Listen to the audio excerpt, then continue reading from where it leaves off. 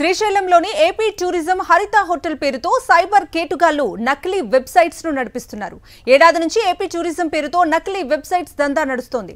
తాజాగా బెంగళూరుకు చెందిన ఒక పర్యాటకుడు ఆన్లైన్ లో శ్రీశైలంలోని ఏపీ టూరిజం హరిత హోటల్ పేరుతో ఉన్న వెబ్సైట్ ను నమ్మి మోసపోయాడు.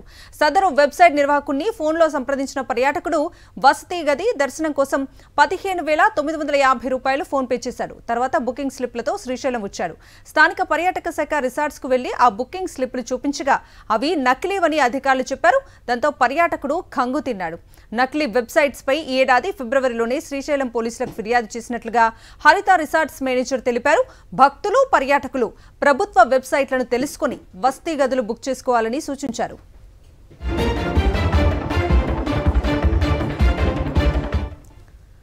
పూర్తి డీటెయిల్స్ మా ప్రతినిధి లోకేష్ అడిగి తెలుసుకుందాం. లోకేష్, కవిత, ఏదైతే శ్రీశైలం పుణ్యక్షేత్రానికి వచ్చే భక్తులు కావచ్చు, పర్యాటకులను యొక్క సైబర్ నేరగాలు టార్గెట్ చేయడం జరిగింది. ఏదైతే శ్రీశైలంలోని ఏపీ టూరిజం హరిత హోటల్ పేరుతో ఒక నకిలీ వెబ్సైట్ ని ఓపెన్ చేశారు.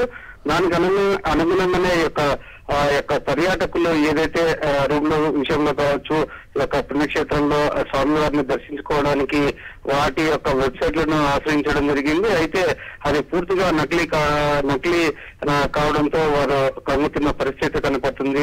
వారికి జరిగిన అన్యాయాన్ని వాళ్ళ పోలీసులకు ఫిర్యాదు చేయడం జరిగింది. ఏదైతే యొక్క బెంగళూరు చెందిన వ్యక్తి దగ్గర నుండి 15,950 రూపాయలు ఫోన్ పే చేయించుకున్నారు. తీరా అతను శ్రీశైలం వచ్చిన తర్వాత మోసపోయారని చెప్పేసి తెలుసుకుని పోలీసులకు ఫిర్యాదు చేయడం జరిగింది.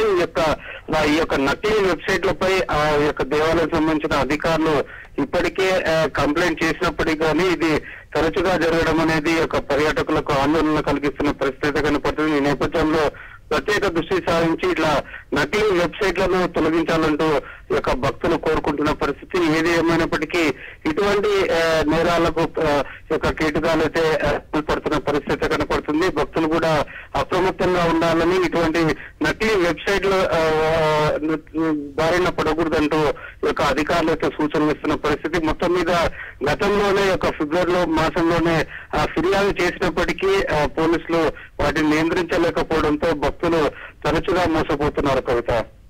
Right Lokesh, thank you.